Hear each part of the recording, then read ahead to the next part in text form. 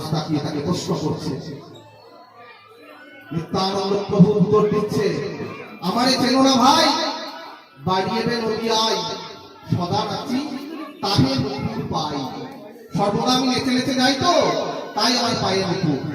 শুনেছ নদে অবতার, শ্রী গৌরাঙ্গ নাম যার, আমি নিতাই তার বড় ভাই। আমি নিতাই তার বড় ভাই, একজন বীরভূমের এক চক্রার, একজন শ্রীধাম নবদ্বীপের। কিন্তু শাস্ত্রকার বর্ণনা করলেন তারা দুই ভাই। দুই ভাই হৃদয়ের খালি অন্ধকার, দুই ভাগবত সঙ্গে পরাণ সাক্ষাৎকার। এক ভাগবত বড় ভক্তি রস শাস্ত্র, আর এক ভাগবত ভক্ত ভক্তি রস পাত্র। এক ভাগবত অমল পুরাণ, শ্রীমদ ভাগবত মহাপুরাণ, আর এক ভাগবত হচ্ছে এই যে ভক্ত, যার কাছে গেলে একটু ভক্তি রসের হদিশ পাওয়া যায়।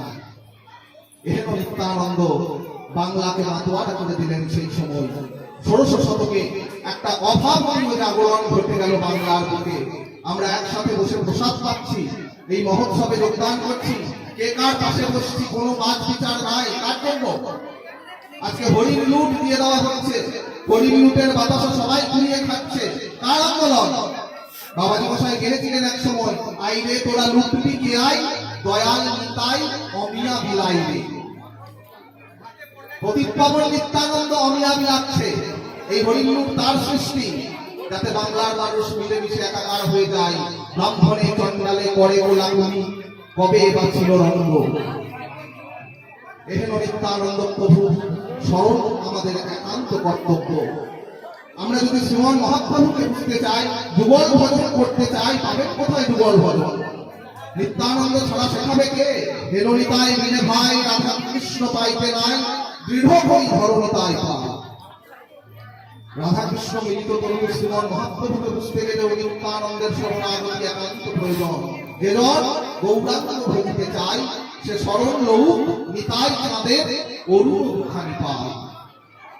মধ্যযুগীয় পদকর্তা রাজাঙ্গভার মন্ত্র শিষ্য নিত্যানন্দ কৃপায় অভিষিক্ত হয়ে এই পদাবলী লিখেছিলেন। নিতাই চাঁদের যেজন ভজে, সংসার তাপে শিরে পদ ধরি, অমিয়া সাগরে মজে। নিতাই যাহার হিগে ব্রহ্মার দুর্লভ, প্রেম সুধানিধি মানুষে ভরিয়া পিয়ে।